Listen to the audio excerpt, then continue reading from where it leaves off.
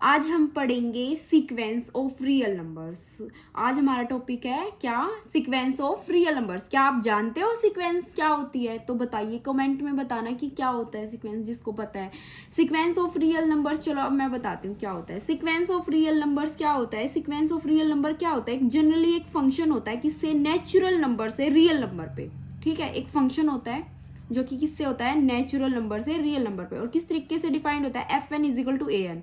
और सीधी भाषा में बात करें तो जिसकी डोमेन नेचुरल नंबर हो और जो रेंज जो कोडोमेन है वो क्या हो, रियल नंबर हो। जिसकी मतलब कि ये डोमेन क्या होता है, जहां पे फंक्शन डिफाइंड होता है उसको हम बोलते हैं डोमेन। मतलब कि जो सीक्वेंस है वो ऐसा फंक्शन होता है जिसमें फंक्शन किस पे डिफाइंड होता है, नेचुरल नंबर पे डिफाइंड होता है। और जो नेचुरल नंबर फंक्शन के अंदर रखने के बाद जो आंसर आता है, मतलब कि जो कोडोमेन होती है वो क्या होती है, रियल नंबर होती है। ठीक है, समझ में आ गया सीक्वेंस क्या होता है। मोटे मोटे तौर पे क्या कहते हैं, सीक्वेंस एक फंक्शन होता है जो कि क्या होता है, नेचुरल नंबर से रियल नंबर पे डिफाइन होता है। और इस तरीके से डिफाइन होता है F N is equal to A N. ठीक है, ये होगा भाई सीक्वेंस क्या होता है। इसके बाद इंपॉर्टेंट की क्या होती है इसमें, कि सीक्वेंस के अंदर डोमेन है ना वो हमेशा ही नेचुरल नंबर होगी।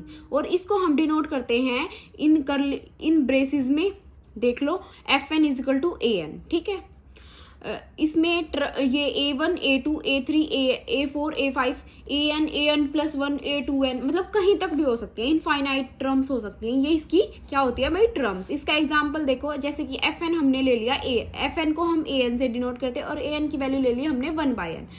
तो इसमें हम पुट करेंगे तो 1 पुट किया, नेचुरल नंबर पुट करते हैं तो नेचुरल नंबर कहाँ से होता है, 1 2 3 4 अप टू सो ऑन। तो 1 पुट किया तो 1 आया, 2 पुट किया तो 1/2 आया, 3 पुट किया तो 1/3 आया। तो ऐसे ही इस सीक्वेंस की 1/n की क्या आएंगी terms, 1 1/2 1/3 and up to so on. तो भाई ये होता है सीक्वेंस का टॉपिक। ठीक है, थैंक यू गाइज।